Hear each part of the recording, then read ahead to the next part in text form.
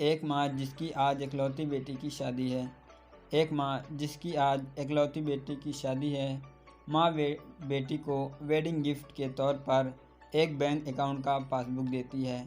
तो बेटी अपनी माँ से पूछती है कि ये क्या है। माँ कहती है कि ये मेरी तरफ से एक छोटा सा वेडिंग तोहफा है। ये बैंक अकाउंट की पासबुक है, यह तुम्हारे जीवन के खुशियों के लम्हों को संजोए रखेगी। आगे जब तुम भी दोनों की ज़िंदगी में कोई खुशी का मौका आए तो अपनी तरफ से इसमें कुछ पैसे डिपॉजिट करना। जितनी बड़ी खुशी उतनी ज़्यादा रकम, और उसके आगे लिख भी देना कि आज ये खुशी का मौका है, इसलिए इतने पैसे जमा किए हैं। आज मेरी बेटी की शादी है तो मेरे लिए भी खुशी का दिन है, इसलिए मैंने इसमें 1000 रुपये भी डिपॉजिट करा दिया है। और आगे डिप्रेशन में लिख भी दिया है कि आज मेरी बेटी की शादी है, इसलिए मैं 1000 रुपये इसमें जमा करती हूँ। बेटी को अपनी माँ का यह दिया गिफ्ट बहुत प्यारा लगा। बेटी ने घर जाने के बाद जब यह बात अपने पति से कही तो पति को भी यह चीज़ बहुत अच्छी लगी और कहने लगा कि ये तो बहुत अच्छा तरीका है अपने जीवन के खुशियों के लम्हों को फिर से याद करने का। दोनों अब इंतज़ार ही कर रहे थे कि कब इसमें अगला डिपॉजिट हो।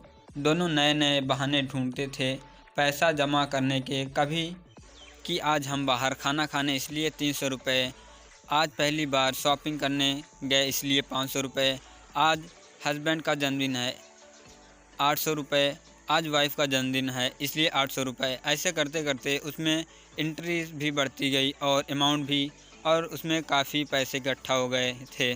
शादी को कई साल बीत जाने के बाद दोनों में कुछ दूरियां बढ़ने लगी। दोनों में छोटी मोटी नोक झोंक होना शुरू हो गई थी। फिर कुछ दिनों के बाद झगड़े होने लगे। दोनों ने बात करना छोड़ दिया और एक दूसरे से खुश नहीं रहते थे। माँ को अपनी बेटी से मुलाकात किए हुए काफ़ी दिन हो चुके थे, तो एक दिन माँ अपनी बेटी से मिलने के लिए बेटी के घर गई तो बेटी कहने लगी कि माँ, मैं अब और इस शादी में आगे अपना जीवन नहीं गुजार सकती। पता नहीं मैंने इतने दिन इसके साथ कैसे गुजार लिए। अब मैं इस आदमी से डिवोर्स चाहती हूँ। उधर पति भी कहने लगा कि मैं भी परेशान आ गया हूँ, इसके साथ रहकर मैं भी जीना नहीं चाहता। तुम्हारे साथ मुझे भी डिवोर्स चाहिए। माँ ने कहा ठीक है, तुम दोनों अलग हो जाना, लेकिन याद है मैंने तुम्हारी शादी के दिन तोहफे में एक पासबुक दी थी। बेटी पासबुक निकाल कर लाई तो उसमें देखा कि उसमें बहुत पैसे जमा हैं। माँ ने कहा जब शादी इतनी ही बुरी थी तो पहले अपनी शादी से जुड़ी कोई याद भी अपने पास नहीं रखना चाहिए। पहले इसमें जमा रकम को खर्च करना होगा, फिर तुम डिवोर्स ले सकते हो। दोनों ने कहा ठीक है, और अगले ही दिन बेटी पासबुक लेकर बैंक जाती है। पैसे निकालने के लिए बैंक में पैसे निकालने वालों की लाइन लगी थी, तो बेटी भी लाइन में खड़ी हो गई। अब खड़े हुए काफ़ी देर हो गई थी। बेटी ने खड़े खड़े ही पासबुक खोली और देखने लगी कि इसमें कब कब पैसे जमा किए थे। बेटी देखते ही देखते उसे पता ही नहीं चला कि उसकी आँख कब भर आई।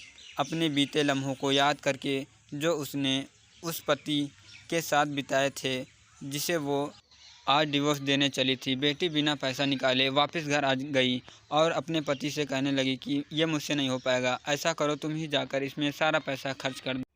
पति ने कहा ठीक है, और पति बैंक गया, लाइन में खड़ा हो गया। उसकी नज़र भी पासबुक पर पड़ती है और उन सारे खुशी के लम्हों पर पड़ी जो उसने अपनी पत्नी के साथ बिताए थे, जिसे वो आज तलाक देने चाहता है।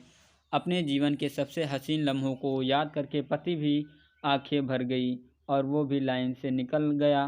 पति घर आया और पासबुक अपनी पत्नी के हाथ में दी तो पत्नी पासबुक में देखती है कि उसमें आज ही के दिन 5000 रुपये जमा हुए हैं, और उसके आगे लिखा भी था आज खुशी का दिन है कि मुझे एहसास हो चुका है कि वो उसे छोड़ने जा रहा था जिसे वो सबसे ज़्यादा प्यार करता है। मैंने फैसला कर लिया है कि अब बाकी की सारी ज़िंदगी उसी के साथ बिताना चाहता हूँ। यह देखकर दोनों की आंखें भर आई और गले लगकर खूब रोए और प्रॉमिस किया कि अब वो कभी नहीं लड़ेंगे। यह कहानी उन सभी के लिए है जिनके रिश्तों के बीच में दूरियां आ गई हैं। वो पहले आपस में बहुत प्यार करते थे, लेकिन अब वो एक दूसरे के साथ रहना पसंद नहीं करते। अगर आपके रिश्ते में भी थोड़ी बहुत दरारें आ गई हैं, तो उन दरारों के भरने के लिए उन खुशियों के लम्हों को याद करिए जो अपने एक दूसरे के साथ बिताए हैं। ये खुशी के पल आप दोनों में नई फीलिंग भर देंगे और आप दोनों के रिश्ते में नई जान आ जाएगी। इसलिए किसी भी रिश्ते को मजबूत बनाने के लिए अच्छे लम्हों को याद करना चाहिए, बुरे लम्हों को नहीं।